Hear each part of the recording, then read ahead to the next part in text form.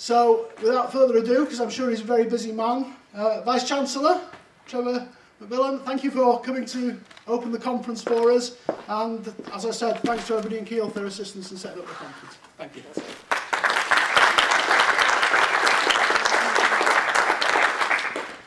Thanks very much indeed.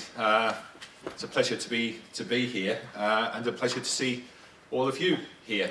It's great to see the breadth of distances you've all come. And in fact, turns out Dave is from a university that actually I've never been to, but his current boss used to be the boss at my university in Lancaster. In fact, I had dinner with him just about 3 weeks ago when he was in the UK. So it's great to see you all here. I'm just going to literally spend certainly no more than 10 minutes giving you a little bit of a feel for what you'll see here when you're at Kiel, and also give you a little bit of a feel for how we think about ourselves as a university. We are a university that's been here since 1949. The building you're actually in was built in about 1865, or finished in 1865, although there's been something here since the 1500s. So we were built on a country estate that actually was an American army camp during the war. We got degree awarding powers straight away, but actually formally got our independent university charter in 1962. So we're sort of part of the 1960s, sort of post-Robbins types university, but actually feel we're in a slightly more elderly and distinguished place by being that first university after the war. Interestingly for us, and it really is at the heart of what we do, formed in 1949 within a society that was a little bit unsure about what was going on. You know, where was it going to go? Lots of uncertainty, what was happening on a global scene, what everybody had just gone through. And without undermining in any way, shape or form what some of our potential relatives went through in terms of the war, at one level we feel that we're in a little bit of a world like that now. You know, what's going on, what is going on in the rest of the world, where does the UK fit?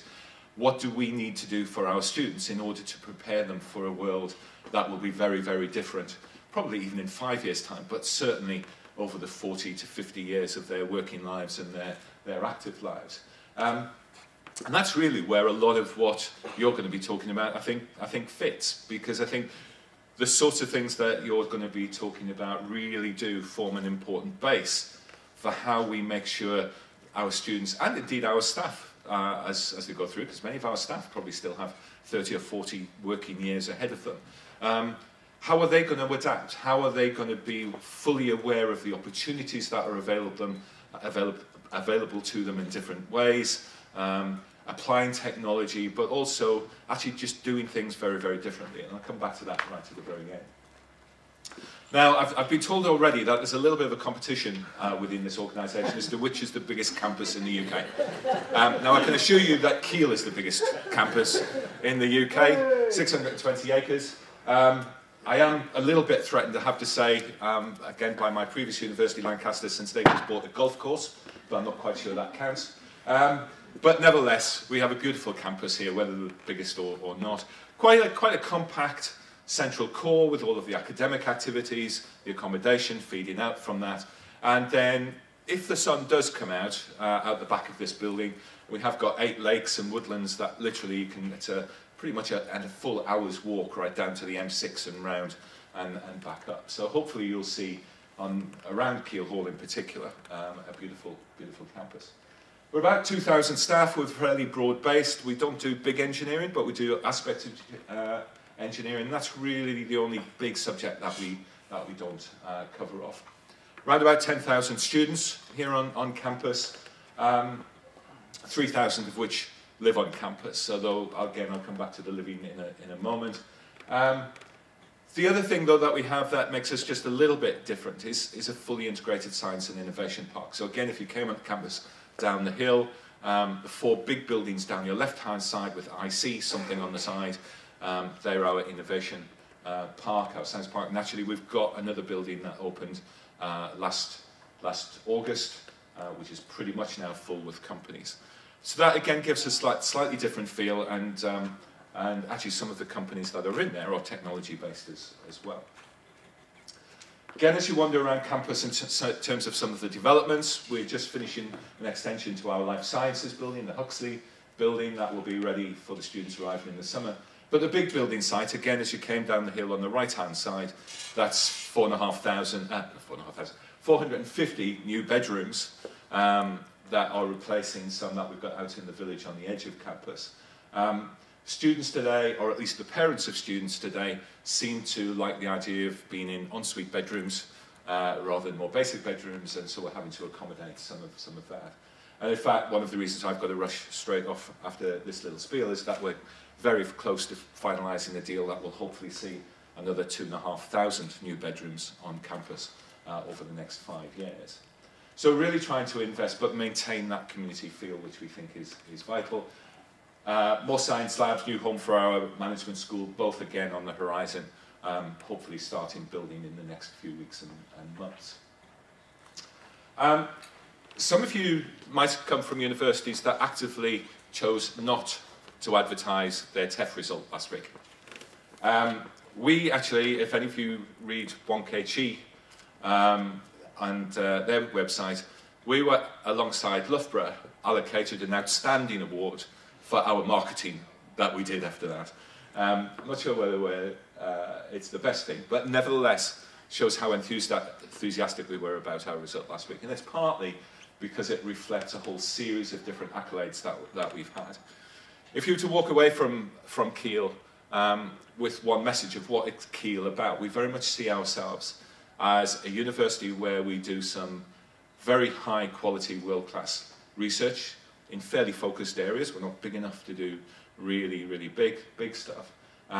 But that alongside a very student-focused approach to life. And what that means is that we've been able to be first in the National Student Satisfaction Survey for 3 years running now, University of the Year for Student Experience in the Times. That's reflected in the growth. We are a university that has grown by 14% over the last 2 years in terms of our student number. And as I say, all of that resulting in the TEF Gold. One of the things that I think is at the heart of that, because people often ask me how we achieve it, and it's a whole range of things. But at its core, and I'm sure those of you that are from campus universities will appreciate this, that actually my firm belief is that it's more about the sense of community that we have, a very supportive sense of community, of helping each other, both in terms of students themselves learning a lot from each other, and the staff-student relationships, which are absolutely key. And certainly access to academics is one of those things that we're very conscious of. It's an important thing to do. It's also one of the, I guess, the challenges of technology. So for us, as we want to become more efficient and do things a little bit smoother and give our academics more time, introducing technology into all of that without losing that sense of community and that interaction is one of the key things that we need to think about. Like many organisations, we are very much actively looking at how we want to embrace the changes in technology. At the very least, we need to do an awful lot of work in order to increase our efficiency of our processes. I could literally name one process where, in order to get approval for potentially no more than about £10,000, someone has to walk around 5 different buildings and get 5 different signatures in order to have an approval. Very simple example of where we actually have to move through that efficiency gain by introducing technology all sorts of ways. But clearly the big question for all of us is that how can we be more disruptive and actually do very, very different things and not just do the things that we do now that little bit better. We're in the middle of consulting around the university about our digital strategy. There's a green paper out there with I think 10 or 12 questions on it. This just, as you might expect, the sort of things that we're thinking about, how we integrate more technology into what we do. On the back of that also, the timing of this is fantastic. Last week we had our DigiFest, first time we've tried it, 1 week series of events, which really went down very, very well. Brought down, I guess, first time round a lot of the enthusiasts anyway, but starts to chip away at what I'm sure you, again, will all appreciate, the fact that introducing technology is not just about the technology. The hardest part is the culture and the people that sit around that, and that's inevitably one of the big challenges. That's enough about Kiel. You're not here to be Kiel, you're here to talk about the things that you feel are important, and but hopefully we can provide a suitable and enjoyable environment for you to do that. So have a very, very enjoyable few days, a very successful few days. Thank you all for coming, and welcome again to Kiel. Thank you very much.